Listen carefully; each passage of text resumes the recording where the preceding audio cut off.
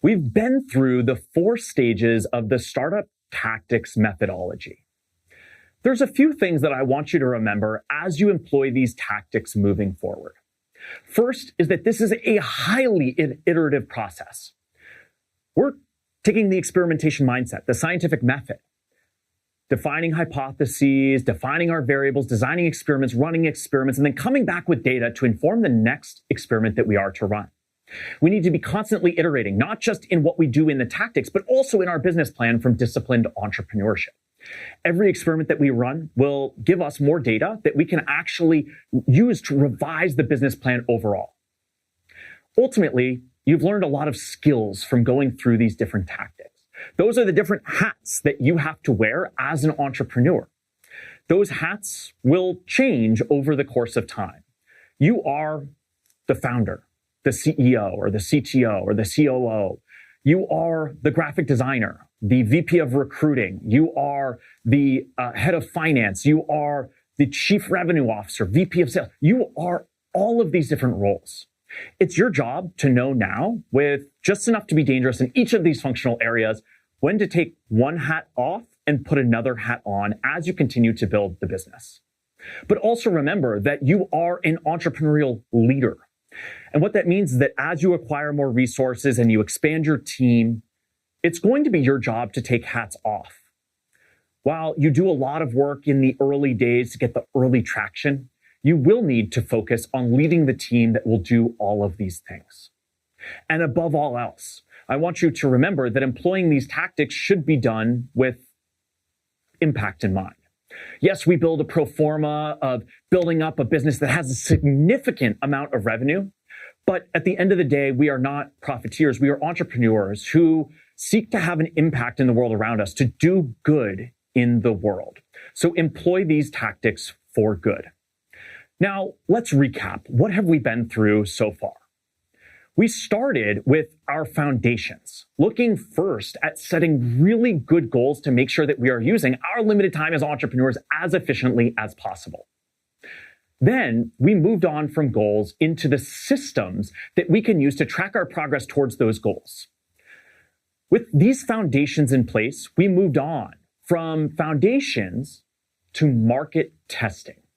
Market testing helped us to get a line of customers waiting down the street to use the products that we haven't even built yet. In market testing, we began by looking at market research, secondary market research and primary market research, to learn as much as possible about our end users.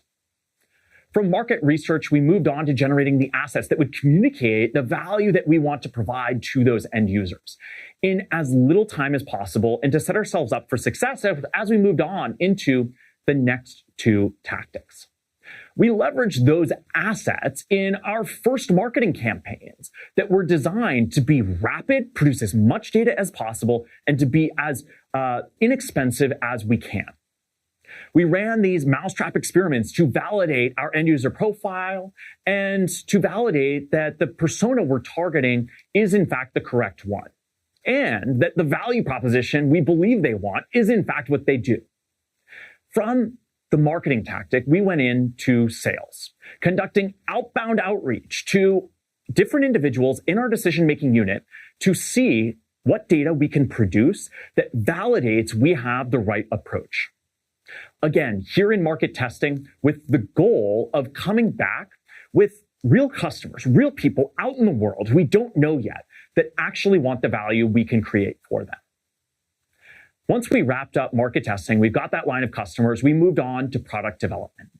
In product development, we looked at the roadmap that tells us not just operationally for the organization at large what we need to accomplish, but what is our product vision, our product strategy, and what will we actually build now, next, and later.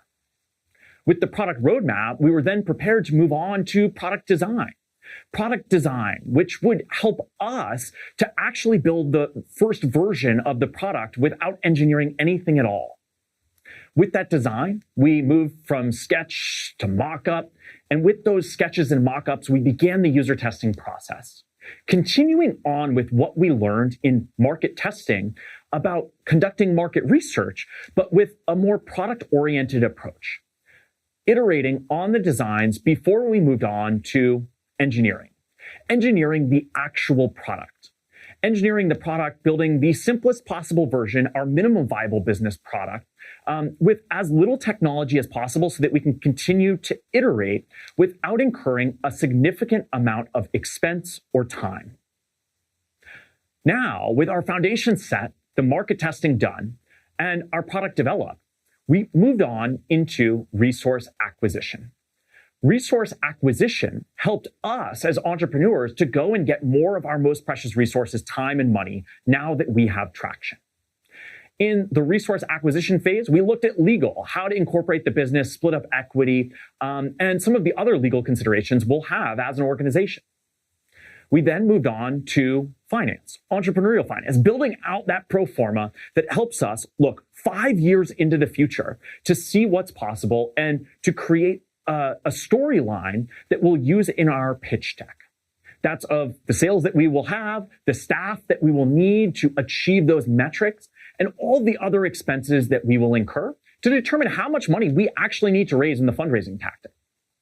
We brought that financial model, that pro forma, to our pitch deck, which of course was actually really just telling a story, a really compelling story that seeks to entertain people based on emotions we want to extract from the audience that we've identified before we jump into making slides. With that pitch deck prepared, we moved on into fundraising. Fundraising, going out, figuring out what's the best source of fundraising, figuring out who those potential investors might be, and building a sales pipeline to reach them, to make sure that our estimated value in that sales process matches the funding that we will need in our pro forma to achieve the objectives that we have laid out. And then lastly, tactic 15, we made it to the end. Once we have money in the bank from those investors, we're then in a position to go out and hire, to build out our team, the most important part of any new entrepreneurial venture, the team. We looked at who do we need to hire, where do we find them, and how do we actually get them on board. With all of this, you are incredibly well prepared with the different tactics that you can employ to take that business plan and to turn it into a real business that, like I mentioned, has impact in the world around us. So now, where do we go from here? Understanding the tactics and how they come together is part of the process. But for each individual tactic, some step-by-step guidance can be really helpful. We've prepared tons of materials that you can leverage. For each and every tactic that we've gone through in these videos, you can download a workbook that will take you through a number of different steps to execute the individual tactic. You can go to startuptactics.net, go to the downloads, and use the code TACTICS to get each and every workbook that you can put into practice today. There are also educators all around the world who are leveraging startup tactics in their courses, programs, workshops, and more. We want you, if you're an educator, to leverage these tactics. We want you to bring these to your students, to entrepreneurs. If you're a mentor or an advisor, use these in how you best support them. Today, there are over 300 educators in 50 countries who have these materials, including syllabi, slides, workbooks, assignments, videos, and so much more. Download the teaching materials by going to startuptactics.net and clicking Educator Materials at the top. We're going to be taking all of the different learnings that educators around the world have about how best to implement these and publishing these for you to help you as you think about how best to integrate them into your curriculum overall. And of course, all this material is published in the Startup Tactics book with additional information about how best to employ them, specific examples and cases from our students here at MIT, as well as a comprehensive list of the different tools that can help you to do the things that we've outlined here. My name is Paul Cheek. I'm the author of Disciplined Entrepreneurship Startup Tactics. I'm the executive director of the Martin Trust Center for MIT Entrepreneurship and a senior lecturer here at the MIT Sloan School of Management. I hope you can use these tactics to help you build a business that will have a dramatic impact in the world. That's why we do this. We'd really appreciate it if you share any possible feedback with us so that we can continue to iterate on this material. This is what we use to help produce the next generation of innovation-driven entrepreneurs. Thank you.